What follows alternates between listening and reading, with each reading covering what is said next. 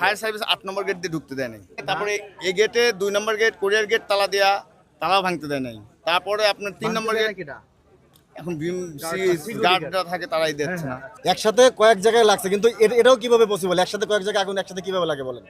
এই গত কিছুদিন ধরে আমরা দেখতেছি একদম দেশের বড় বড় যে স্পটগুলো, যেগুলো সত্যিকার স্বনামধন্য স্পট, সেগুলোতে স্টেপ বাই স্টেপলি আমরা দেখতেছি যে আগুন লাগতেছে। আগুন লাগার পর সেইখানে যে আর কি ফায়ার সার্ভিস আসার যে সময়টা, সেটাও আর কি দেরি হইতেছে। আবার আসলে আজকে যেই আর কি অভিযোগগুলো আছে, তাদেরকে ঢুকতে দেওয়া হয়নি, এরপর তালা ভাঙতে দেওয়া হয়নি, এসব আর কি অভিযোগ দিয়ে যা মনে হয়। এখন আমি তো আসলে একটা জিনিস না জেনে বলতে পারবো না, আল্লাহই ভালো জানেন। কিন্তু সত্যি কথা যে জিনিসটা, এটা ইন্টারিম গভর্নমেন্টের এই জিনিসটা খুঁটিয়ে খুঁটিয়ে দেখা উচিত, আসলে কি এর পিছনে কোনো অপরিচিত কোনো শক্তির কি হাত আছে কিনা। অবশ্যই, নয়তোবা কেন বারবার এরকম 2 দিন পর পর দেশের বড় বড় স্বনামধন্য প্রতিষ্ঠানগুলোতে আগুন লাগছে? কিছুদিন আগে মিরপুরে, এরপরে চট্টগ্রামে, এখন আমাদের এই শাহজালাল আন্তর্জাতিক বিমানবন্দরে এই আগুনগুলো পিছনে আসলে দায়ী কারা?